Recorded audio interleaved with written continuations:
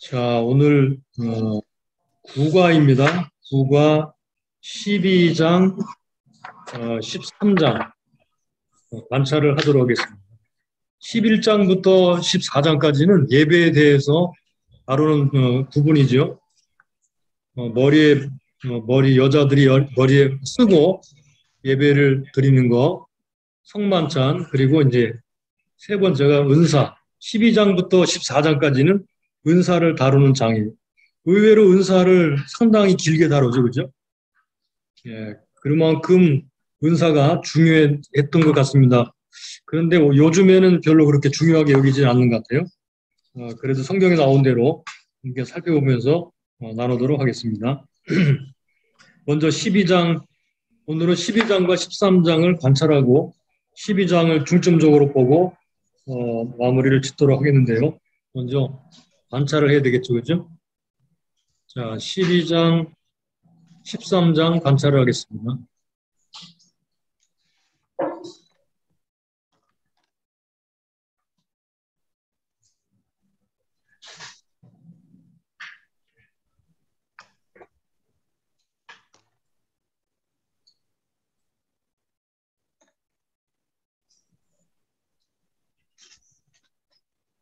자, 12장, 13장.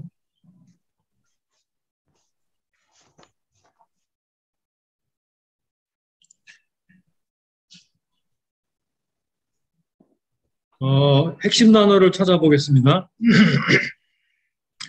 핵심 단어는 12장에 나오는 단어 중에 하나가 하나님의 이름 가운데 하나가 성령이죠, 성령. 그래서 성령을 먼저 찾아보겠습니다. 성령. 12장 7절. 3절도 12장 7절에 성령의 나타남을 주심은 유익하게 하려 하심이라. 이거 성령의 나타남이라는 말이 나오죠, 그죠? 네, 성령의 나타남을 기억해 두시기 바랍니다. 3절에부터 나오네, 그죠? 제가 놓쳤네요. 3절. 그러므로 내가 너희에게 알게 하노니 하나님의 영, 예, 여기 하나님의 영으로 말하는 자는 누구든지 예수를 저주할 자라 하지 아니하고 또 성령으로 아니하고는 누구든지 예수를 주시라 할 수 없느니라. 은사는 여러 가지나 성령은 같고. 그래서 여기 보니까 성령은 예수님을 고백할 수 있게 하는 분이고 은사를 주시는 분이죠. 또 7절 성령의 나타남을 주심은 성령의 나타남을 주셨다. 이거 이제 은사죠, 그죠? 나타남이. 네, 이건 나중에 은사로 따로 표시하도록 하겠습니다.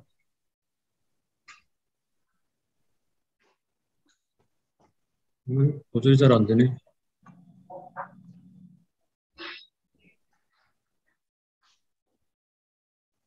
그 다음에 8절 어떤 이에게는 성령으로 말미암아 지혜의 말씀을, 어떤 이에게는 같은 성령을 따라 지식의 말씀을, 다른 이에게는 같은 성령으로 믿음을, 어떤 이에게는 한 성령으로 병 고치는 은사를, 예, 이렇게 나오죠.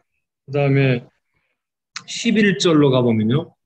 이 모든 일은 같은 한 성령이 행하사 그 뜻대로 각 사람에게 나눠 주시느니라.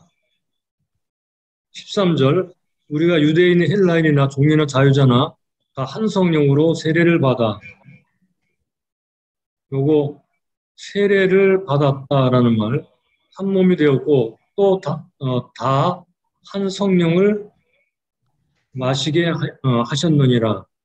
요 성령을 마시다.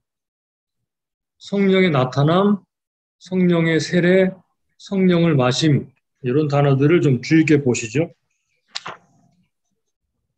그 다음에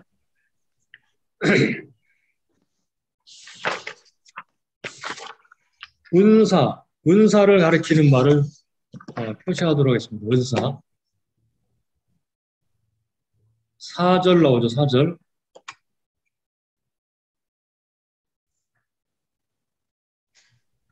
은사는 여러 가지나 성령은 같고, 은사를 성령님이 주시죠. 그 다음에 각 사람에게 성령의 나타남을 주심은, 이 나타난다는 말이 성령을 말하는 것입니다.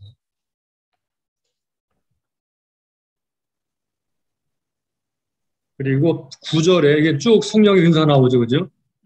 의 말씀, 지식의 말씀, 믿음, 경고천 은사. 은사라는 단어는 9절에 나옵니다. 은사, 능력, 행함, 예언함, 영들 분별함, 각종 방언 말함, 방언을 통역함.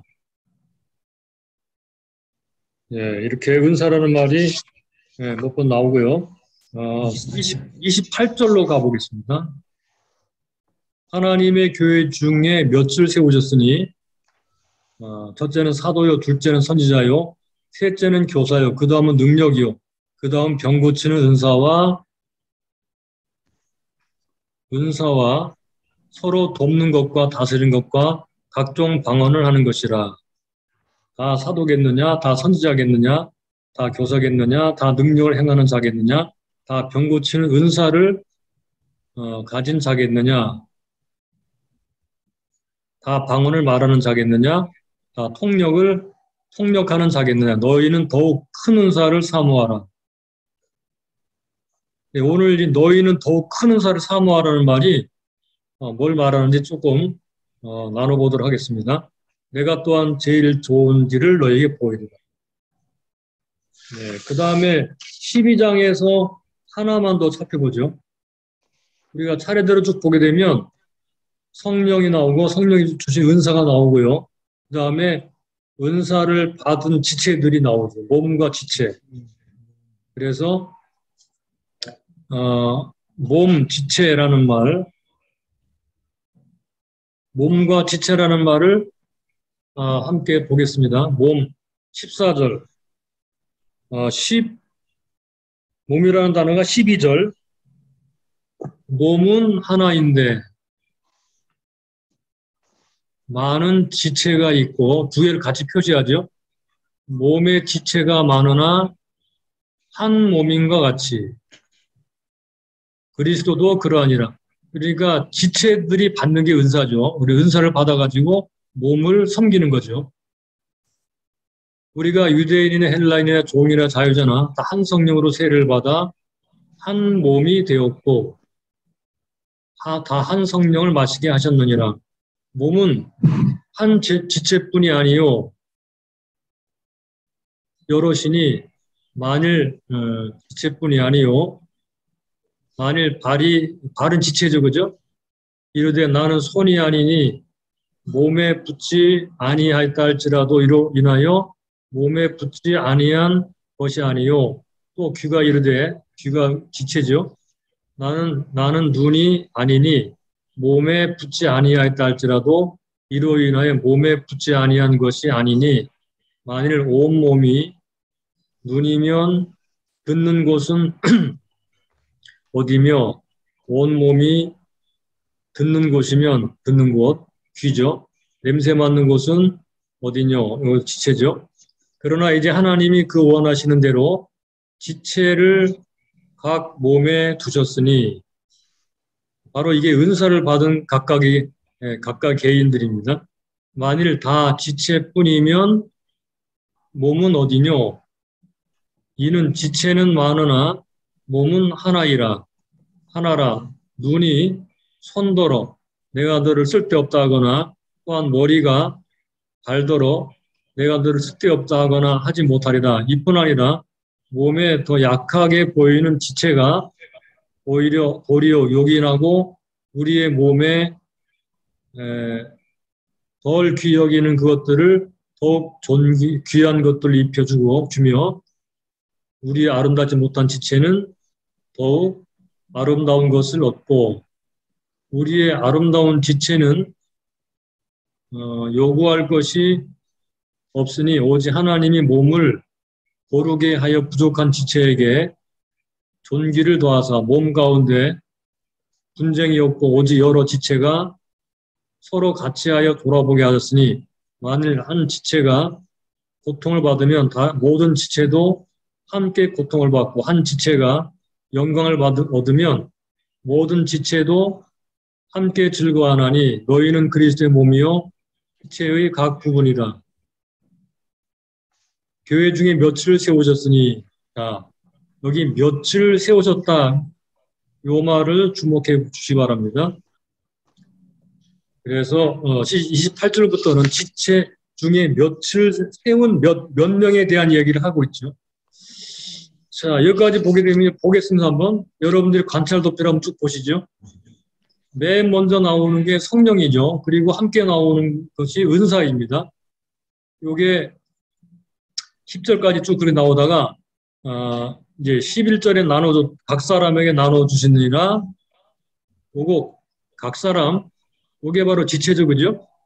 각 사람 그리고는 각 사람에게 나눠 주신 것과 함께 몸과 지체에 대한 이야기가 12절부터 쭉 나오죠, 그죠? 그리고 이제 28절부터는 바로 그 몸 안에서 몇 명을 세우셨다. 직분이 직분, 그죠? 직분입니다. 첫째 사도, 둘째 선지자, 셋째 교사, 능력, 병 고치는 사, 돕는 것, 다스리는 것, 각종 방언을 말하는 것, 이거 다 직분입니다. 이렇게 자, 다시 한번 성령, 그 다음에 은사, 그리고 몸과 지체, 그리고 몸 안에 세우신 직분들.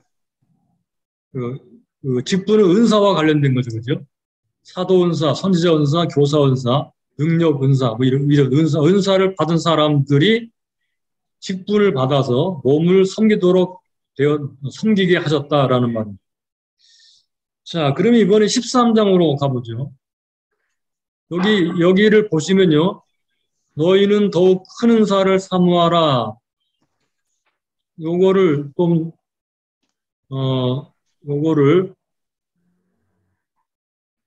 요 말이 도대체 무슨 말인가? 한번 생각해 보고요. 또한 내가 또한 제일 좋은 길을 너희에게 보이리라. 제일 좋은, 일단은 더욱 큰 은사를 사모할 더욱 큰 은사는 뭔가 좀 연구를 해봐야 될 거고요. 제일 좋은 길을 너희에게 보이리라 라고 말하면서 사랑에 대한 이야기를 하니까 제일 좋은 길은 바로 13장에 나오는 사랑이라는 걸 알 수 있어요. 그러면 요거는 나중에 살펴보도록 하겠습니다. 해석할 때. 자, 그러면 13장에 나오는 사랑. 예, 사랑. 내가 사람의 방언과 천사의 말을 할지라도 보고 사랑이 없으면 소리 나는 구리와 울리는 꽹과리가 되고 내가 예언한 능이 있어 모든 비밀과 모든 지식을 알고 또 산을 옮길 만한 모든 믿음이 있을지라도 사랑이 없으면 내가 아무것도 아니요. 내가 내게 있는 모든 것으로 구제하고 또 몸을 불사르게 내어줄지라도 사랑이 없으면 내게 아무 유익이 없느니라. 그래서 여기 사랑이 없으면 이렇게 세 번 나오죠. 4절 사랑은 오래 참고 사랑은 온유하며 투기하는 자가 되지 아니하며 사랑은 자랑하지 아니하며 교만하지 아니하며 무례행치 아니하며 자기 유익을 구하지 아니하며 속내지 아니하며 악한 것을 생각하지 아니하며 불의를 기뻐하지 아니하며 진리와 함께 기뻐하고 모든 것을 참으며 모든 것을 믿으며 모든 것을 바라며 모든 것을 견디느니라. 사랑은 언제까지 든지 떨어지 아니하나 예언도 패하고 방언도 그치고 지식도 패하리라. 우리가 부분적으로 알고 부분적으로 예언하니 온전한 것이 올 때에는 부분적으로 하던 것이 패하리라. 내가 어렸을 때에는 말하는 것이 어린아이와 같고 깨닫는 것이 어린아이와 같고 생각하는 것이 어린아이와 같다가 장성한 사람이 되어서는 어린아이의 일을 버렸노라. 우리가 이제는 거울로 보는 것까지 희미하나 그때에는 얼굴을 대해볼 것이요. 이제는 내가 부분적으로 하나 그때에는 주께서 나를 아신 것 같이 내가 온전히 알리라. 그런 믿음, 소망, 사랑. 이 세 가지 항상 있을 것인데 그 중에 제일은 사랑이라. 그 중에 제일은 사랑이라. 제일 여기 보세요. 12장 31절 제일 좋은 길을 너희에게 보이리라. 여기도 그런즉 믿음, 소망, 사랑 이 세 가지 항상 있을 것인데 그 중에 제일은 사랑이라. 그래서 제일 좋은 길은 사랑으로 행하는 길입니다. 자, 이렇게 13장은 사랑장이죠. 그런데 우리가 방언 12장, 14장의 방언 등등의 은사를 다루면서 중간에 끼어 있는 아주 중요한 장입니다. 그래서 13장도 방언과 같은 은사들이 나타나요, 은사. 자, 은사들을 찾아 표시해 보겠습니다, 은사들. 자, 은사가 뭐죠? 내가 사람의 방언과 은사죠, 그죠? 천사의 말, 이것도 은사죠. 사랑에 무슨 소리는 그려 울리는 꽹과리가 되고 내가 예언하는 등 예언, 은사죠. 모든 비밀과 모든 지식을 알고 이 모든 비밀과 모든 지식을 아는 거다. 예언하는 은사에 속한 거죠. 또 산을 옮길 만한 믿음이 있을지라도 믿음의 은사죠. 사랑이 없으면 내가 아무것도 아니요. 내게 있는 모든 것으로 구제 은사죠. 몸을 불사르게 내어줄지라도 이거 불사르게 내어준다. 이것도 대단한 자기 헌신 어떻게 보게 되면 그 순교와 같은 그런 거겠죠, 그죠? 뭐 은사라고 볼 수도 있겠고 아니라고 볼 수, 그냥 표시해 두겠습니다. 자, 4절 쭉 사랑에 대한 정의가 나오죠. 8절에 보면요. 사랑 언제가 떨어지지 아니하나 여기 예언, 은사죠. 방언도 예언도 패하고 방언도 그치고 지식도 패하래 은사입니다. 지식도. 이건 예언하는 은사에 속한 것이기도 하고 별도로 나오기도 하고 그렇습니다. 우리가 부분적으로 알고 부분적으로 예언하니 은사지요. 온전한 것이 올 때에는 부분적으로 하던 것이 패하리라. 부분적으로 하던 것 이게 은사입니다. 그죠? 내가 어렸을 때에는 말하는 것이 어린아이 같고 깨닫는 것이 어린아이 같고 생각하는 거 어린아이 같다가 장성한 사람이 되어서는 어린아이의 일을 버렸노라. 자, 어렸을 때 말하는 것, 여기 비유를 말하고 있는데요.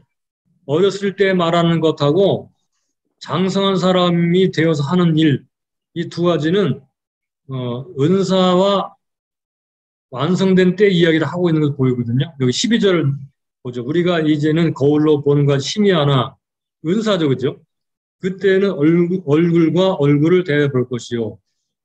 이제는 내가 부분적으로 아나 은사죠. 그때는 주께서 나를 아신 것 같이 내가 온전히 알리라.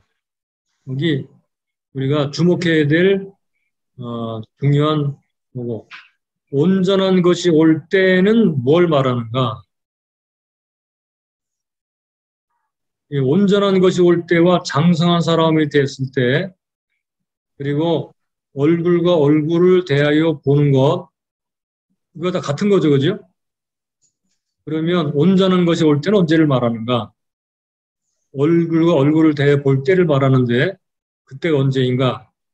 네, 그리고 나중에 해석할 때 함께 살펴보도록 하겠습니다. 자, 그러다 보니까 13장에서 무엇과 무엇이 나오는 건지를 볼 수 있죠, 그죠? 사랑과 은사가 비교되고 있는 거예요. 그러니까 사랑이 없으면 은사는 아무것도 아니다. 사랑 없는 은사가 소용없는 일이다라는 말을 하고 있죠. 사랑이 없는 은사, 사랑이 없는 섬김, 이것은 아무것도 아니다. 제일 좋은 길은 사랑으로 섬기는 것, 사랑으로 은사를 행하는 것이라는 것을 알 수 있습니다.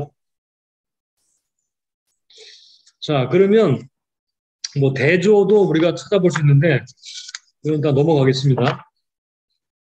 다 나머진 각자 해보시기 바라고요. 자, 교재 괄호 7번, 2번에 괄호 7번.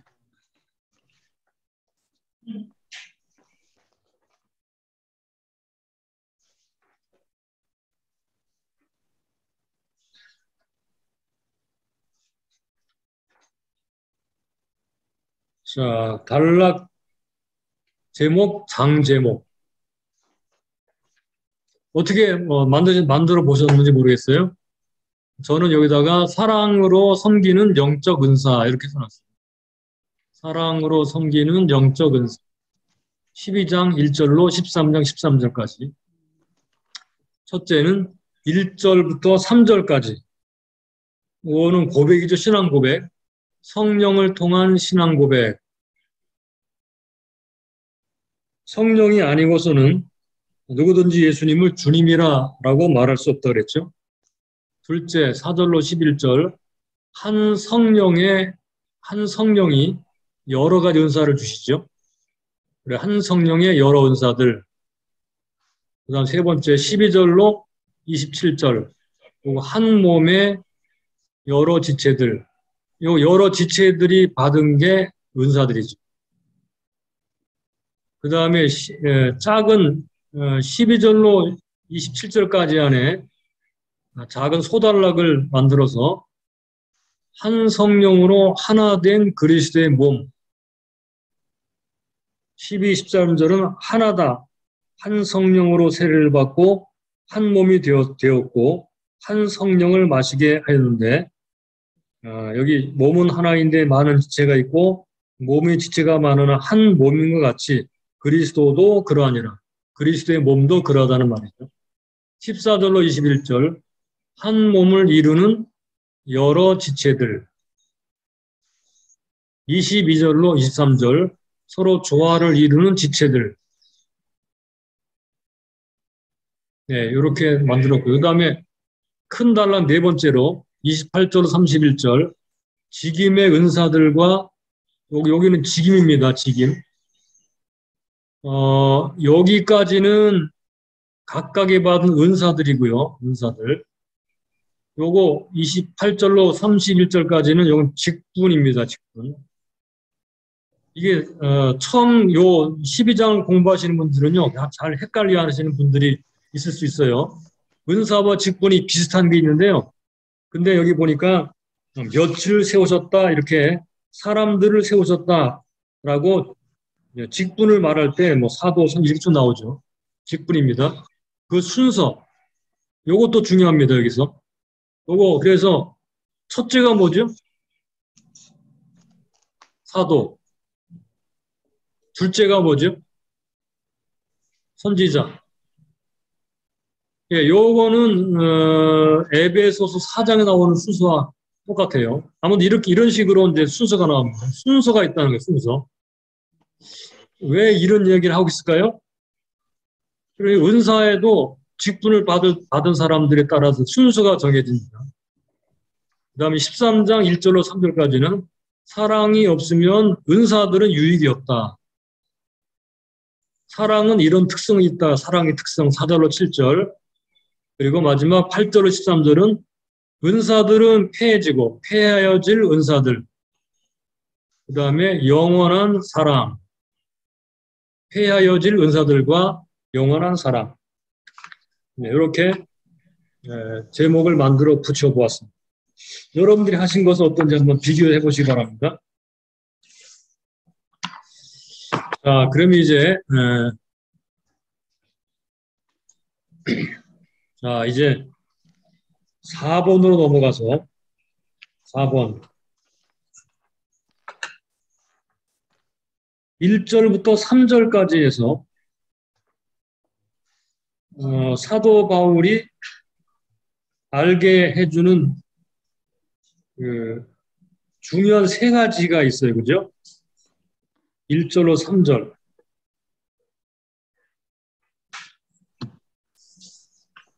자, 그 세 가지를 간단하게 정리해 보면요. 첫째는 신령한 것이라고 말한 것, 신령한 것. 그거 신령한 것이 뭔지 한번 찾아볼까요? 신령한 것. 14장 1절로 가볼까요? 사랑을 따라 구하라. 신령한 것을 사모하되. 이렇게 되어 있죠. 그리고 37절로 가보겠습니다. 14장 37절. 만일 누구든지 자기를 선지자나 신령한 자, 여기 신령한 자라고 이렇게 되어 있죠. 그죠? 이런 것들과 비교해서 볼 때 신령한 것이 뭐겠어요?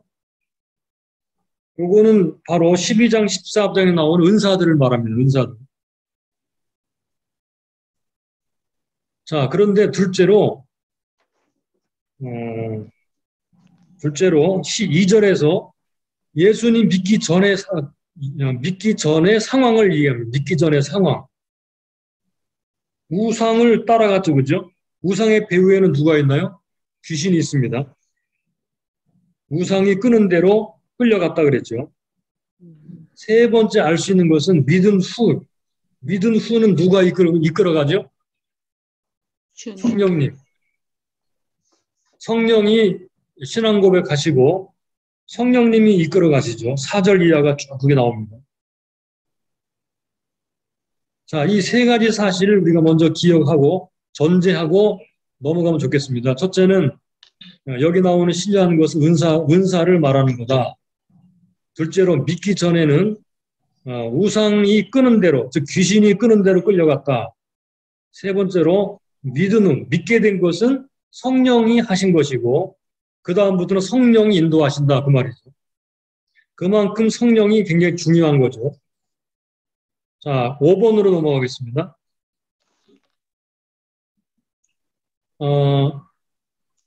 그러면 이게 하나님이 주신 은사냐 아니냐를 분별할 수 있는 일단 기본적인 질문, 기본적인 것이 뭐냐? 그것은 바로 그 사람이 예수님을 주님이라고 진심으로 고백하는가 하는 것입니다. 왜냐하면 은사는 성령님이 주신 것이고 그 사람이 성령을 받았느냐 안 받았느냐는 뭘 보고 하는가? 예수님을 주님이라고 고백하느냐 아니하느냐 하는 것을 통해서 알 수 있기 때문에 그래요. 그렇다면 여기서 우리 간단하게 생각해 보아야 될 게 하나 있는데 그러면 성령이 하시는 일은 뭔가?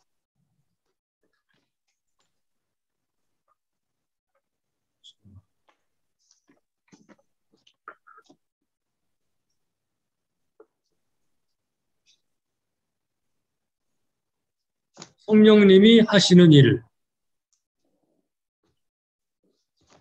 자, 일단은 전제가 있죠, 전제. 그게 바로 13절입니다. 13절. 12장 13절. 성령으로 세례를 받아. 뭐 그냥 편의상 성령 세례라고 하죠. 성령 세례. 그리고 다한 성령으로 세례를 받아 한 몸이 되었고 또 다한 성령을 마시게 하셨느니라. 성령을 마심. 요게 뭘 말하는지를 이거는 같은 거를 말하는가 아니면 다른 거를 말하는가 그 부분이 있거든요. 그죠? 그런데 우리가 편의상 이렇게 나누겠습니다. 이 성령 세례는 주로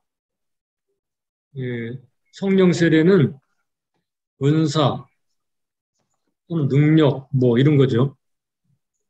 성령을 마시면 성령의 열매. 은사 이거는 그래서 이거를 다른 말로 성령의 내주 이렇게 말하기도 하는데 이게 구분 지으면 이렇게 할 수 있고 구분을 안 지으면 같은 거라고 말할 수 있는데 굉장히 애매한 부분이 있긴 있어요. 그러나 우리가 일단은 성경 공부하는 거니까 뭐 신앙 논쟁하는 게 아니고 성령 세례와 성령의 내주 이렇게 구분을 짓고요. 성령 세례는 은사와 능력과 관련이 있고 성령의 내주하심은 성령 열매와 관련이 있다. 자, 이런 전제를 일단은 12장 13절을 두고 말씀을 진행하도록 하겠습니다. 그래서 성령이 하시는 일이 무엇인가? 첫째, 이렇게 성령이 세례하시고 내주하시게 될 때 성령님이 하시는 일은 12장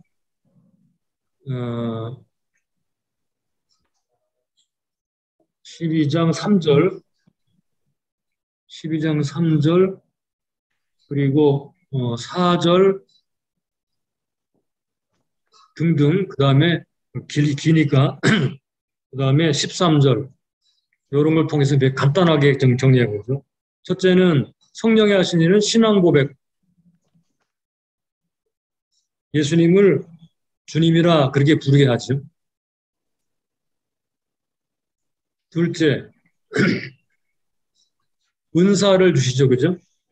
그거는 4절, 7절 뭐 등등 많이 나옵니다.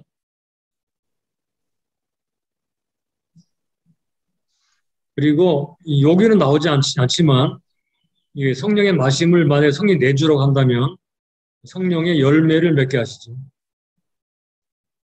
특히 이것은 갈라디아서 5장 22절, 24절 이렇게 나옵니다.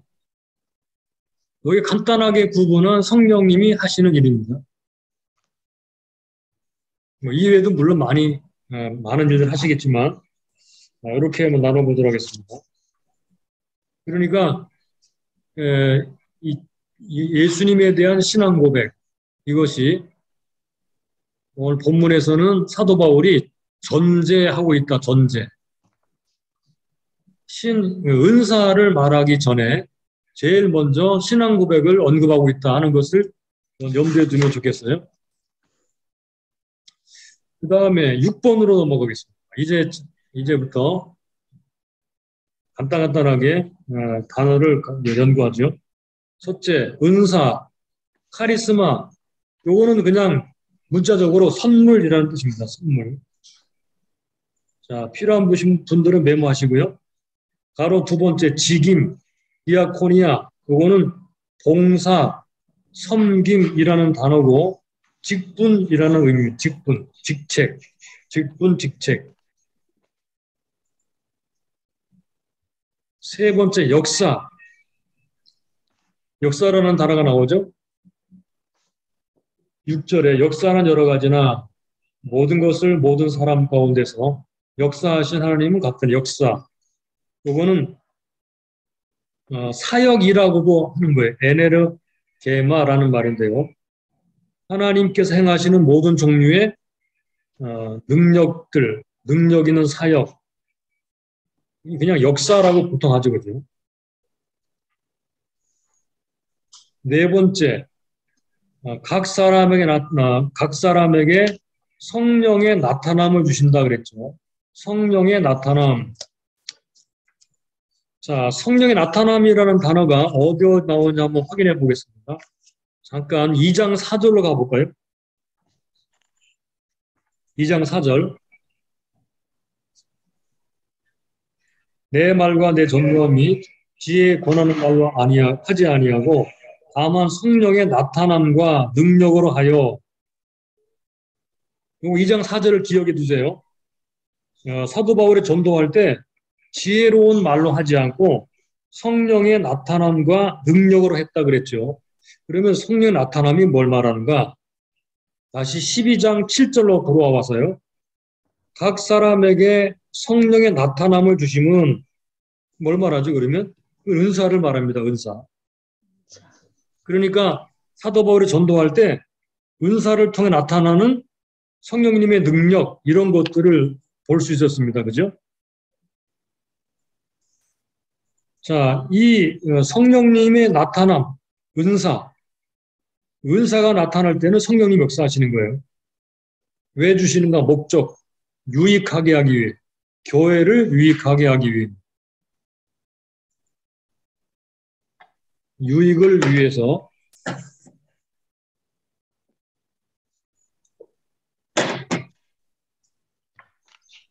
자, 그러니까 성령님의 은사는 교회의 유익을 위해서 주는 거다.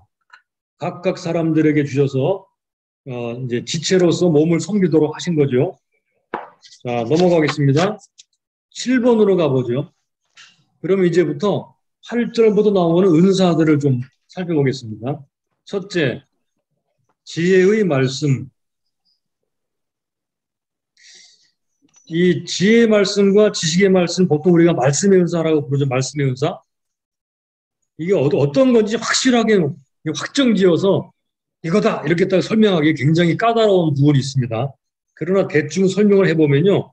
지혜의 말씀은 하나님의 지혜를 반영하여 혼란스러운 상황에 빛을 더해 주는 것, 뭐 이렇게 말할 수 있는데 그냥 간단하게 말하면 지혜는 진리를 볼 수 있는 통찰력,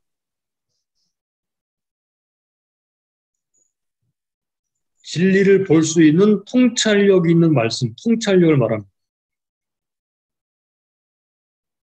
그래서 그 사람들에게 이 은사를 가진 사람이 뭐 말씀을 전하면 아, 이게 이런 거구나 하고 통찰력이 확 생기게 되죠. 이해가 확 됩니다. 그죠? 둘째, 말씀 은사 가운데 둘째, 지식의 말씀. 요거는 진리들을 생활에 적용할 수 있게 하는 능력, 적용할 수 있는 능력, 적용력. 지혜의 말씀은 말씀에 대한 통찰력, 지식의 말씀은 생활에 적용할 수 있는 적용력. 그래서 이런 사람이 말씀을 들으면 자신의 삶의 문제들이 다 드러나서 말씀이 그냥 이렇게 다 적용하고 회개할 건 회개하고 고칠 건 고치고 이렇게 되겠죠.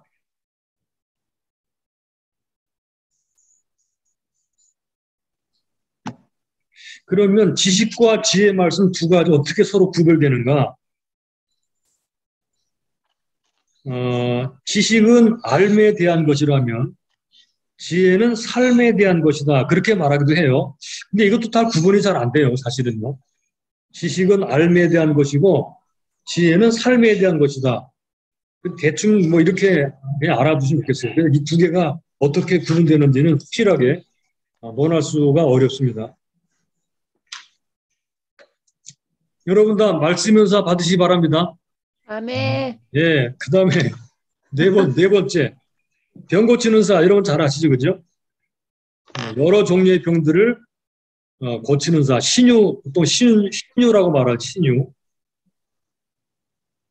그 다음에 다섯 번째, 능력 행함. 이거는 기적과 이적을 일으키는 사입니다. 뭐 죽은 자를 살린다든가 뭐 이런 거. 그 다음에 예언함. 예언과 그 다음에 방언에 관한 것은요, 상세하게 14장에서 따로 다루고 있습니다. 따로, 별도로 다룹니다. 그만큼 아마 예언과 방언이 이 고린도 교회에서 실제적으로 중요했던 것 같아요. 그래서 14장에 가면 예언과 방언을 별도로 상세하게 다루기 때문에 그때 우리가 좀 더 상세하게 다루기로 하고 간단하게 말을 하죠. 예언. 이것은 이렇게 표현할 수 있겠어요. 과거, 현재, 미래에 대해서 말하여 권면하고 위로하는 것. 예언 은사를 받은 사람들은 그 사람의 예언의 대상의 그것이 뭐 교회나 뭐 사람이나 할 것 없이 과거, 현재, 미래를 알게 되죠. 그리고 그것을 말하면서 점치는 게 아니고 권면하고 위로하는 것. 자, 14장 3절을 잠깐 볼까요? 그러나 예언하는 자는 사람에게 말하여 덕을 세우며 권면하며 안위하는 것이요. 이게 예언하는 목적입니다. 그러니까 과거, 현재, 미래에 대해서 말하면서 덕을 세우고 권면하고 위로하는 것이다. 이게 예언입니다. 그 다음 일곱 번째, 영들 분별함. 이건 하나님의 영과 사탄의 영을 분별하는 것이죠. 여덟 번째, 각종 방언 말함. 각종 방언 말함. 자, 이 각종 방언 말함을 우리가 보통 말하는 방언이죠, 방언. 그런데 성경에 보면 우리가 이제 14장 영화를 좀 더 자세히 말씀을 나누겠지만 크게 두 가지 종류가 있죠, 방언은요. 하나는 하나님을 향해서 말하는 방언과 사람에 대해서 말하는 방언인데 이걸 보통 뭐 대신 방언, 대인 방언이라고 말을 하죠. 그죠? 대인 방언, 즉 사람을 향해 말하는 것, 사람의 언어로 말하는 것인데 자기가 모르는 사람의 언어, 다른 지역의 말로 말을 하게 되는 것인데 이게 사도행 2장에 나오는 사도행 2장 대인 방언. 둘째로 대신 방언, 하나님을 향하여 말하는 것인데 이게 바로 고린도전서 12장에서 14장까지에서 말하는 방언입니다. 여기 보세요. 14장 2절을 잠깐 볼까요? 14장 2절. 방언을 말하는 자는 사람에게 하지 아니하고, 여기 사람에게 하지 아니한다 그랬죠. 그죠? 근데 사도행 2장에서는 사람에게 했죠. 하나님께 하나니, 그러므로 12장, 13장, 14장에 나오는 방언은 사람에게 하는 것이 아니고 하나님께 하는 것입니다. 이는 알아듣는 자가 없고 그 영으로 비밀을 말함이라. 하나님께 하는 것, 그죠? 그래서 대신 방언 두 종류가 있습니다. 그런데 고린도 전서에서는 두 번째다. 하나님을 향해서 말하는 것이다.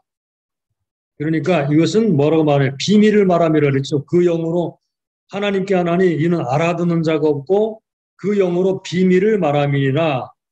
그러므로 이런 식의 방언을 하는 사람들은 보통 대부분 다 이런 사람들이죠. 이런 사람들은 방언 통변의 은사를 받지 아니하면 사람들이 자기네 나라 말로 알아들을 수가 없어요. 비밀을 말한다 그랬어요. 자, 이게 방언의 가장 기본적인 해석입니다. 그 다음 9번째, 방언들 통역함. 이거는 알아듣지 못하는 방언을 알아들을 수 있는 말로 통역하는 은사입니다. 자, 그러면 8번으로 넘어가서, 자, 이 단락에서 여러 은사들과 함께 강조하는 것이 있는데 그것이 뭐냐 그랬습니다. 11절을 볼까요? 12장 11절. 이 모든 일은 같은 한 성령이 행하사 그 뜻대로 각 사람에게 나눠주시니라. 자, 육하원칙으로 한번 답변해 보겠습니다. 은사는 누가 주시나요? 하나님. 성령님, 그죠? 성령님이 주시죠. 누구에게 주시죠? 각각에게. 예, 각각에게입니다. 각각에게. 각 사람에게죠. 각 사람에게. 자, 각 사람에게 성령이 뭘 주신다고, 무엇을 주신다고요? 각각의 은사들. 예. 하나 이상의 은사들을 주시죠. 하나 이상. 그 다음에 어떻게 주시나요? 나눠주시. 여기 보니까 그 뜻대로 그래. 그 뜻대로. 11절. 한 성령이 행하사 그 뜻대로, 즉 성령의 뜻대로라는 말입니다. 성령의 뜻대로. 성령의 뜻대로. 왜 주십니까? 왜? 교회의 유익을 위하여. 네, 그렇죠. 교회 유익을 위해서, 하나님의 뜻을 섬기도록 하기 위해서. 7절에 나오죠. 그죠? 성령의 나타남을 주시면 유익하게 하려 하심이니라. 그래서 14절부터 쭉 지체가 어떻게 몸을 섬겨야 되는지를 말하고 있습니다. 자, 넘어가겠습니다. 9번. 은사는 여기만 나오는 게 아니고 은사가 나오는 장이 바로 로마서 12장, 에베소 4장, 베드로전서 4장 이렇게 나옵니다. 로마서에는 가르치는 은사, 권위하는 은사, 섬기는 은사, 구제하는 은사, 다스리는 은사, 긍휼을 베푸는 은사 이런 게 나오죠. 그 다음 에베소 4장에는 사도, 선지자, 복음 전하는 자, 목사, 교사가 나오고요. 베드로전서 4장에는 은사는 청지기 역할을 하는 거다 그랬어요. 그래서 누가 말하려면, 즉 말씀 은사를 받은 사람들은 하나님의 말씀을 하는 것으로 하고 봉사, 섬기는 은사를 받은 사람들은 하나님이 공급하시는 힘으로 해야 된다. 이렇게 말씀했어요. 그래서 베드로는 은사를 크게 두 가지로 구분을 했습니다. 자, 이 두 가지를 우리가 상식적으로 알아두시죠. 베드로는 은사의 범주를 두 가지로 나눴어요. 하나는 말씀의 은사, 두 번째는 섬긴 은사. 그러니까 말씀의 은사 외에는 다 여기에 속하는 거예요. 섬긴 은사에 속하는 것입니다. 그래서 이제 바울이 말한 대로 여기에는 사도, 선지자, 복음 전하는 자, 목사, 교사가 여기에 들어가겠고 그 외에는 전부 다 이 안에 들어가겠죠. 이렇게 범주를 나눴습니다. 그 다음에 10번으로 가겠습니다. 10번. 자, 이거 아까 한 것인데요. 그,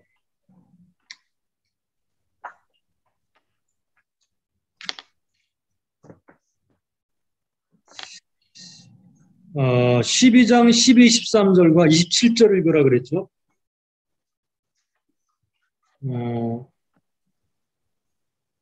13절을 잠깐 먼저 보세요. 12절부터 보겠습니다. 몸은 하나인데 많은 지체가 있고 몸의 지체가 많으나 한 몸인 것 같이 그리스도도 그러하니라.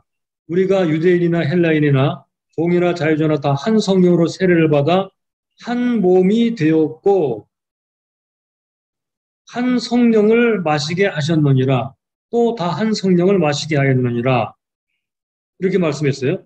그래서 성령의 세례를 받아서 한 몸이 되고 한 성령을 마시게 하셨다라고 말을 함으로써 구별되는 것 같으면서 구별되지 않고 구별되지 않는 것 같으면서 구별되는 그런 것이 보이죠. 그래서 아까도 우리가 설명한 대로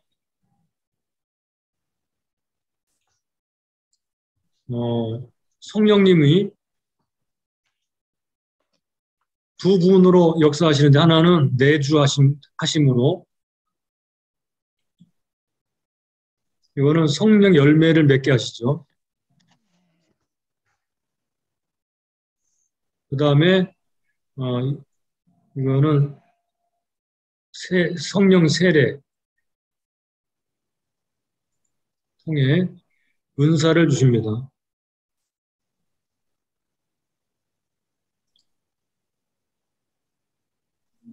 이거는 영에 관한 거죠. 그러니까 영 또는 뭐 성품 또는 마음 이거를 다 속사람이라 그렇게 부르죠. 속사람. 영을 속사람이라 부르기도 하고 뭐 이걸 속사람이라 부르기도 합니다. 그런데 은사는 이 몸에 관한 것입니다. 몸. 그래서 은사는 몸에 임하는 것입니다. 자, 은사를 보통 보세요. 은사를 가졌다고 해서 성품이 변하지는 않습니다. 은사가 있다고 해서 성 열매를 맺는 게 아닙니다. 그 단적인 예로 어느 교회를 들 수 있나요? 고린도 교회. 자, 고린도 교회는요, 은사가 굉장히 풍성했습니다. 그런데 이 교회는 교회를 가리켜서 어린아이, 육에 속한 자, 이렇게 말을 하죠, 그죠? 그 편당, 분당, 뭐 이렇게 말을 합니다. 그래서 은사를 많이 가졌던 고린도 교회는 성품이 바뀌거나 속사람이 열매를 많이 맺은 것이 아니에요. 그래서 성령의 능력이 있다고 해가지고 성령 열매를 맺는 훌륭한 사람이다라고 보는 것은 잘못된 것입니다. 은사는 몸에 임합니다. 즉, 그러니까, 우리 몸의 지체 속에 역사하여서 이 각 사람, 성도들의 각 사람에게 임하기도 하지만 각 개인에게는 뭐 혀에 임한다든가 표현 나타나는 거예요. 그런 거죠. 나타나는 게 예, 이 혀로 말하거나 손으로 봉사하거나 뭐 등등 우리 몸에 나타나는 여러 가지 기능들로 섬기게 되죠. 영을 변화시키는 것이 아닙니다. 이거를 꼭 기억해 두셨으면 좋겠습니다.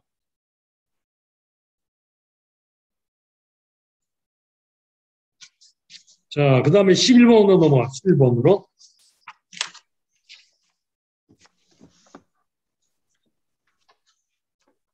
(14절부터) 27절까지로 이제 단락을 나눌 수 있는데, 여기 나오는 이제 핵심 메시지 간단하게 정리해 보죠. 14절로 16절. 이거는 모든 지체들은 몸에 소속되어 있다라는 말입니다. 소속, 14, 16절에서 말하는 주제는 소속에 관한 문제예요. 소속. 몸에 소속된 지체들. 그 다음에 17절, 21절까지는요. 역할이 다르다. 역할. 그러니까 모든 지체들은 자기가 맡은 역할이 다르다. 눈과 손, 머리, 발 등등 각각 역할이 다른 거지 뭐 높고 낮고 한 것이 아니다라는 말이죠. 22절로 27절까지는요. 몸의 지체들은 서로 함께하고 조화를 이루고 돌보도록 되어 있다. 조화를 이루어야 된다라는 말씀입니다. 조화를 다른 말로 통일성.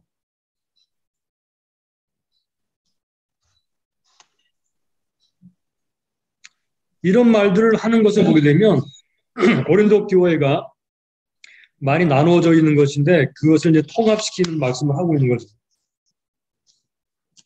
자, 그 다음에 12번 넘어가서 28절로 31절까지 아까 관찰할 때 말씀드린 것처럼 여기 나오는 은사들은 사역적 은사들입니다. 사역적 은사.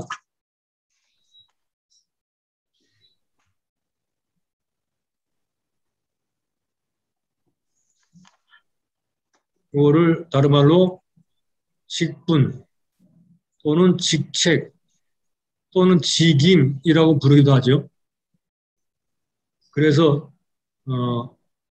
은사들은 여기서 생각해야 될 것은 순서가 있다는 거죠. 순서. 요거는 다른 말로 역시 질서입니다. 우두머리가 있다는 거, 우두머리가. 첫 번째가 사도예요. 두 번째가 선지자고, 세 번째가 뭐죠? 교사. 지금 목사는 어디에 속해 있을까요? 교사. 목사. 아마 여기에 속해 있겠죠, 그죠?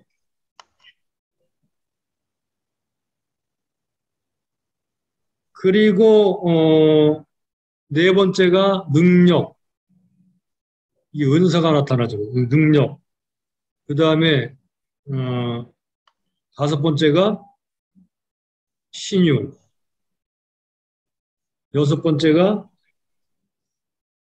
돕는 것. 일곱 번째가 통치. 다스리는 것이라고 되어 있죠. 여덟 번째가 방언. 이렇게 되어 있어요. 여덟 가지인가요? 여덟 가지.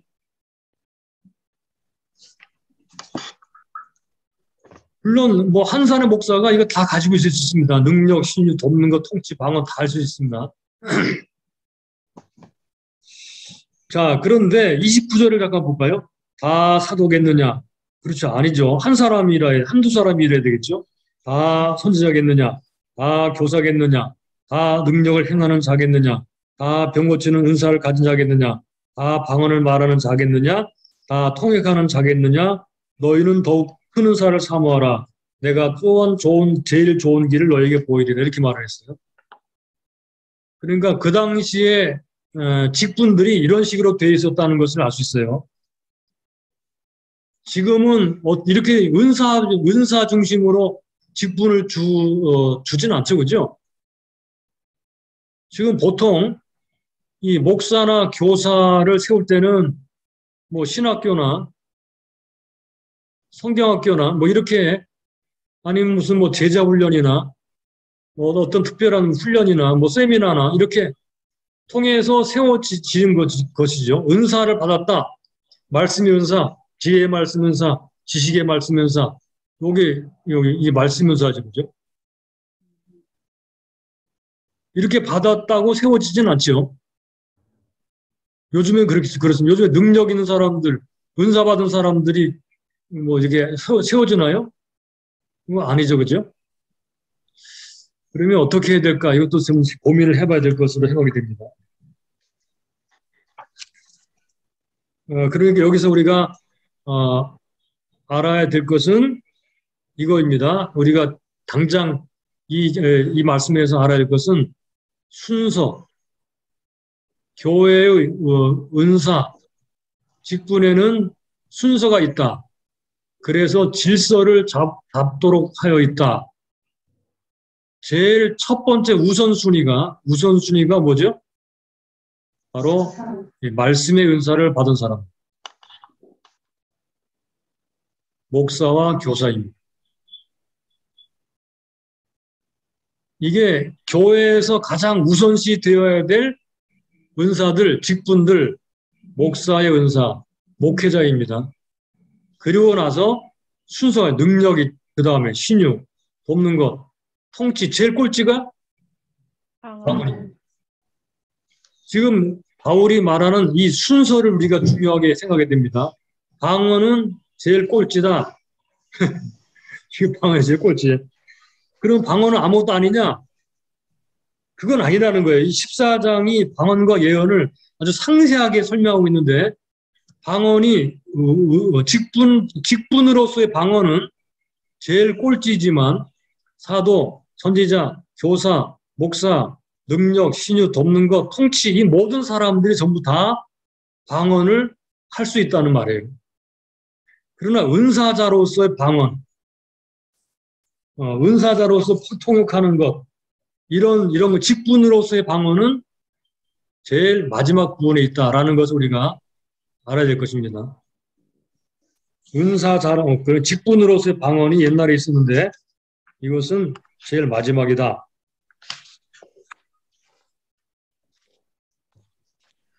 그리고 자 순서와 질서가 있다고 그랬죠. 또 한 가지는 다양성입니다. 직분의 다양성. 한 사람이 다 하는 게 아니다 그 말입니다. 요거를 인정해야 됩니다. 순서와 질서와 다양성. 요걸 인정하면 좋겠습니다. 자, 그럼 이제 넘어가서 13번, 13장으로 가보도록 할게요. 13장. 이제 아주 실제적인 중요한 부분에 도착했습니다. 13장. 일단 13장에 들어가기 전에 13번, 12장 31절을 한번 다시 읽어보겠습니다. 너희는 더욱 큰 은사를 사모하라. 내가 또한 제일 좋은 길을 너에게 보이리라. 더욱 큰 은사는 무엇일까? 자, 13장에 들어가기 전에 혹시 12장을 연구하면서 혹시 나눌 말씀 있으시면 여기서 잠깐 좀 언급을 해 주시죠. 오늘날 교회마다 은사 받았다고 해서 분란을 일으키고 자기가 제일이라고 하는 사람들이 너무 많잖아요. 예. 심각한 상황인 것 같아요. 그게 말하면 이제 바로 이제 고린도 교회 문제 같아요, 그게요. 그러니까요. 예, 고린도 교회 문제가 그랬거든요.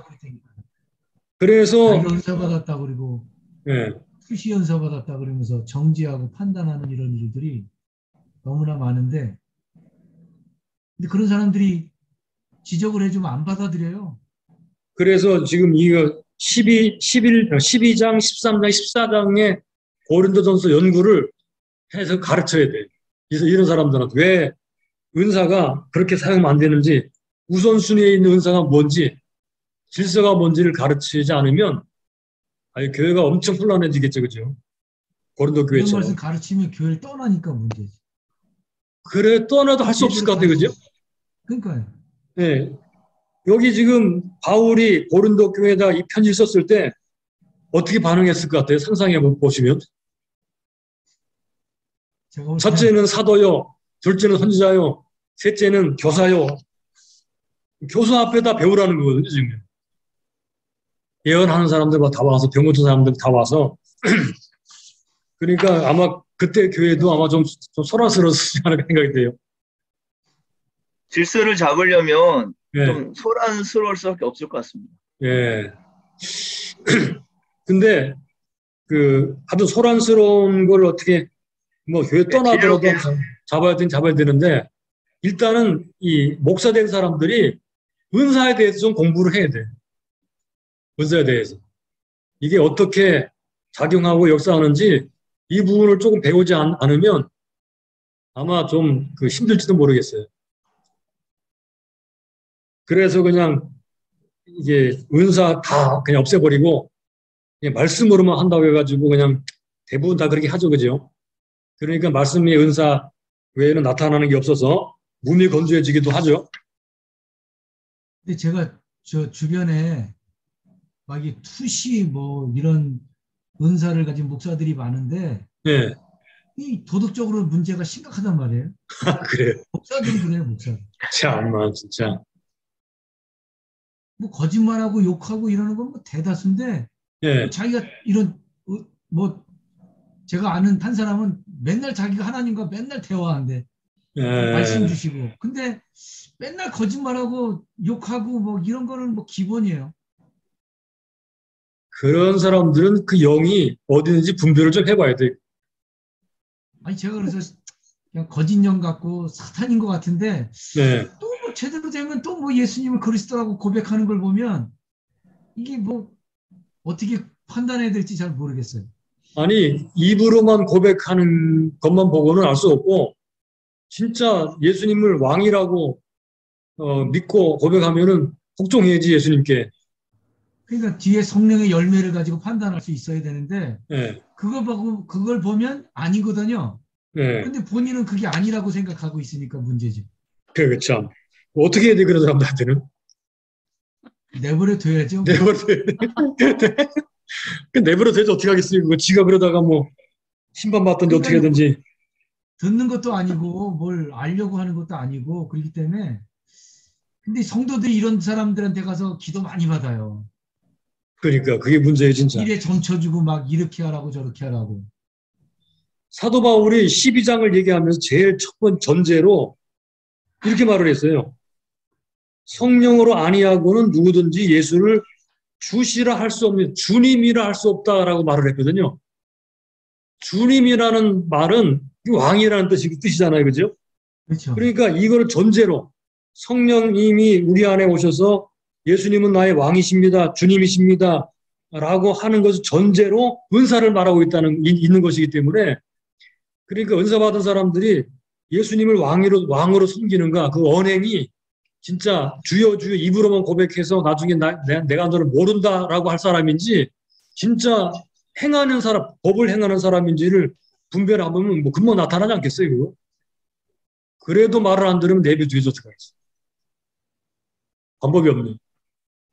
목사님, 아까 그 은사 받았다고 해서 예, 성품이 변하지 않는다 그 말씀이 예, 은사 있는 사람이 왜 저기 막 우리 예언해주고 그러면서 예, 이렇게 막 이 상처 주고 그런 말 하잖아요. 예, 예.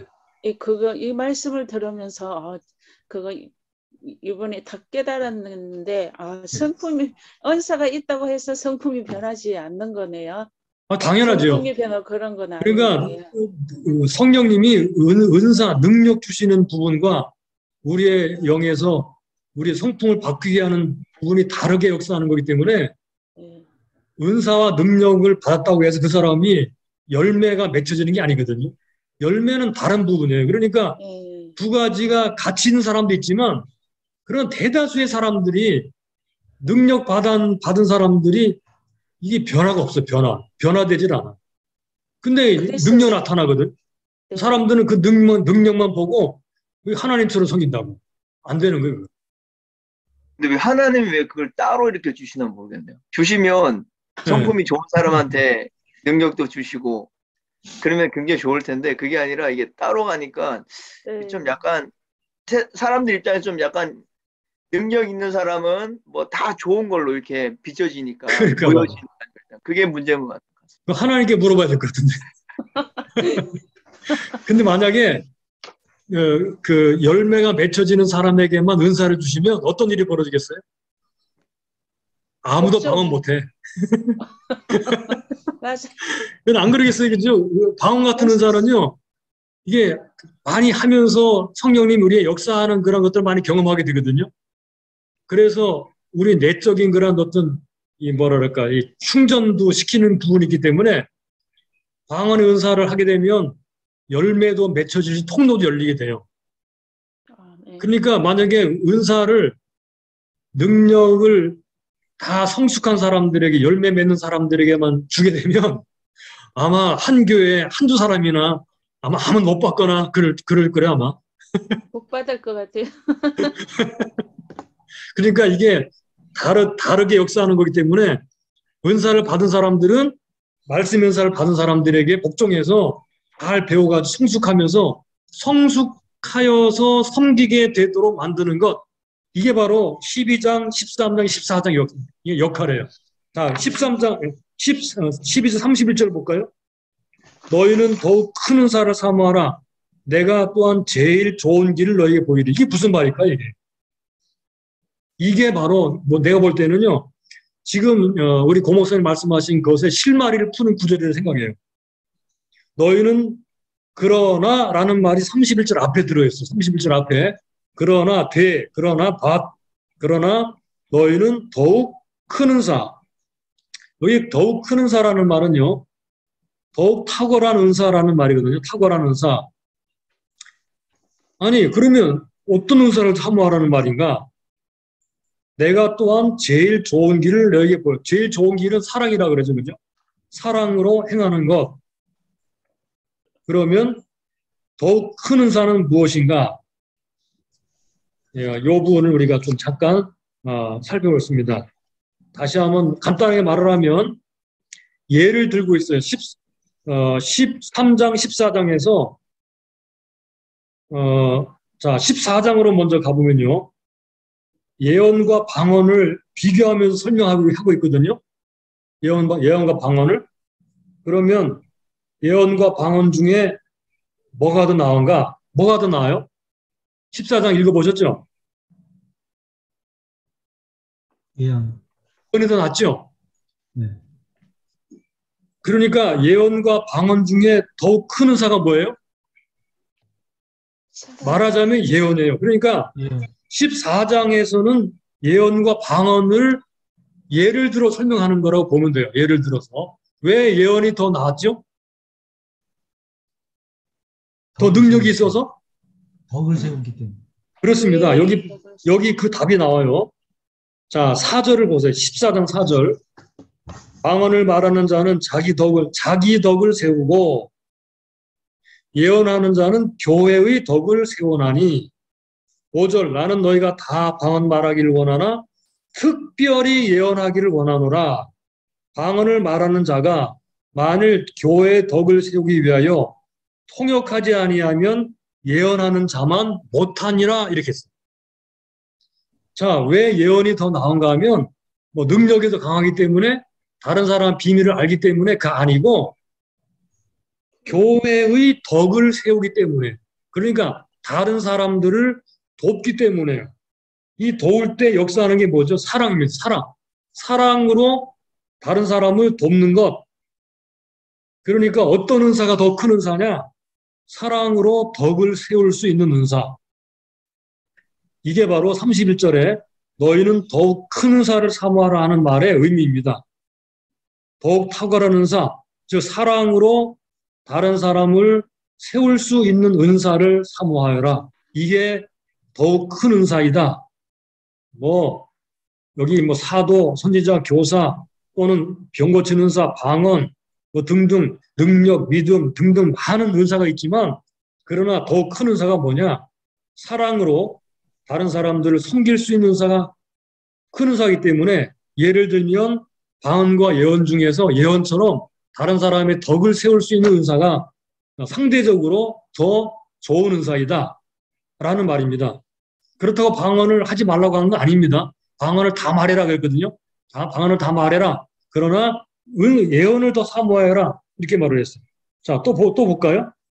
5절을 다시 보시면 나는 너희가 다 방언 말하기보다 특별히 예언하기를 원하노라 그랬고요. 자, 끝에 보세요. 14장 39절. 그런즉 내 형제들아 예언하기를 사모하며 방언 말하기를 금하지 말라 이렇게 말씀했어요. 금하지 말라는 말과 사모하라는 말이 대조가 되죠. 그죠? 사모하라. 뭘 사모하라? 예언을 사모하라. 자, 1절 1절 보세요. 1절 똑같이 말해요. 1절. 사랑을 따라 구하라. 사랑을 따라 구하라. 그랬죠? 신령한 것을 사모하되 그랬어요. 특별히 예언을 하려고 하라. 왜 특별히 예언을 하려고 하느냐? 사랑으로 다른 사람을 섬길 수 있는 은사이기 때문에 더 큰 은사이기 때문에 그러는 거예요.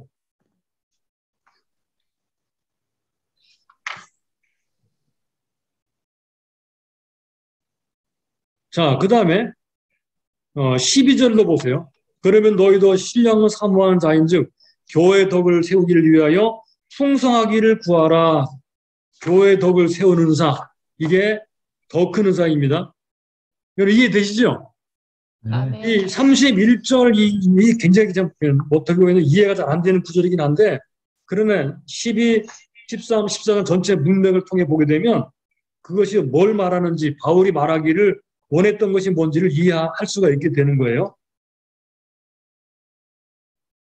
그러니까 방언을 금지했다든가 예언이 탁월하다든가 그게 그런 의미가 아니고 예언이 왜 더 큰 은사로 말을 했는가? 다른 사람을 사랑으로 섬길 수 있는 은사이기 때문에 그러므로 방언도 해야 되지만 예언을 더 사모할 이유는 바로 다른 사람을 따라 다른 사람을 위해서 사랑으로 섬길 수 있는 은사이기 때문에 예언을 사모하라라고 말을 했던 것입니다. 그래서 자 13번의 가로 2번 제일 좋은 길 뭐죠? 사랑입니다. 사랑. 자, 그 다음에 14번 12장 31절을 건너뛰고 14장 1절을 읽으면 사랑이 없으면 이라는 말이 나오죠. 그래서 13장이 뭐냐면요. 12장과 14장을 연결하는 연결고리입니다. 연결고리. 13장 사랑장은 12장의 은사장과 14장의 예언과 방언장과의 연결고리를 통해서 12장 31절에 더욱 큰 은사가 무엇인가를 말해주는 중요한 그 연결고리가 바로 13장 사랑장입니다. 그래서 13장 핵심 메시지는 간단하게 말하면 이겁니다. 사랑으로 은사를 활용하라. 그러니까 교회에서 은사를 받았다는 사람들을 불러놓고 바로 12, 13, 14장을 아주 철저하게 가르쳐야 됩니다. 철저하게. 그렇지 않으면 은사를 활용하지 못하도록 막아야 돼요. 이게 바로 말씀 은사를 가진 목회자의 권세입니다. 권세. 왜냐하면 교회를 보존해야 되기 때문에. 그러나 하나님의 은사를 막는 것은 두려운 일이기 때문에 목회자가 먼저 은사에 대해서, 능력에 대해서, 영적인 세계에 대해서 공부하고 기도해서 좀 깊이가 있어진 다음에 다른 성도들에게 가르치는 것이 훨씬 더 잘 전달이 되겠죠. 자, 그 다음에 마지막 15번. 자, 15번을 보겠습니다.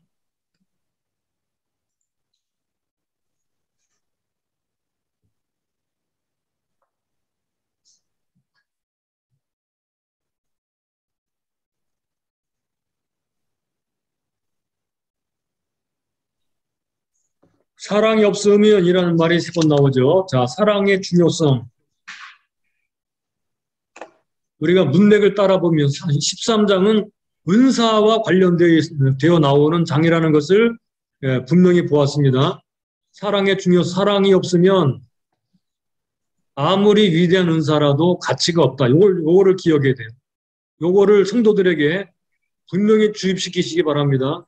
아멘. 아무리 탁월하고 위대한 은사, 죽은 자를 살리고 그 다음에 순교를 하고 등등에 대한 아주 엄청난 희생을 하는 그러한 은사라 하더라도 사랑이 없으면 가치가 없다. 그래서 방언, 의미 없는 소리다. 예언이라든가 지식, 능력, 믿음 아무것도 아니다. 구제, 순교 이것도 나에게는 유익이 없다. 봉사, 희생, 헌신, 순교 등 사랑이 없으면 유익이 없다. 그래서 은사와 행위의 동기가 뭐냐? 요거는 바로 사랑이다. 그만큼 사랑이 중요한데 이게 참 저도 물론 마찬가지지만 사랑이 너무나 부족해요. 사랑의 동기가 아닌 것들은 하나님 의도한 것도 아니고 자신이나 교회에 유익한 것도 아니다. 사랑이 모든 것이다.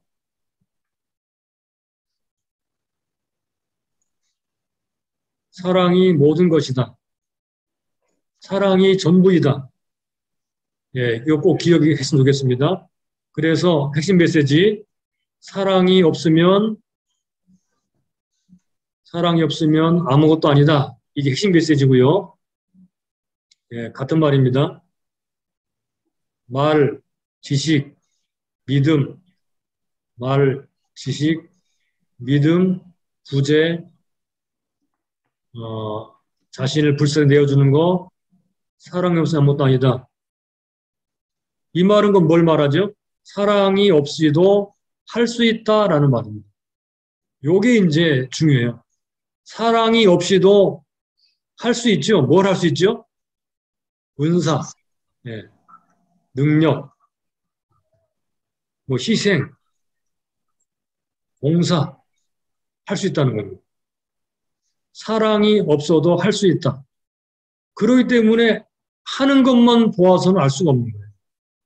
그래서 사랑을 중요시 하도록 해야 된다는 거죠. 하나님을 진심으로 사랑하는가? 하나님을 진심으로 사랑하는가? 형제와 이웃을 사랑하는가? 교회를 사랑하는가? 이런 질문을 해야 될 것입니다. 특별히 교회에서 은사를 받은 사람들, 봉사하는 사람들, 또는 목회자들에게 이 질문을 계속 해야 될 것입니다. 하나님을 진심으로 사랑하는가? 형제와 이웃을 사랑하는가? 교회를 사랑하는가?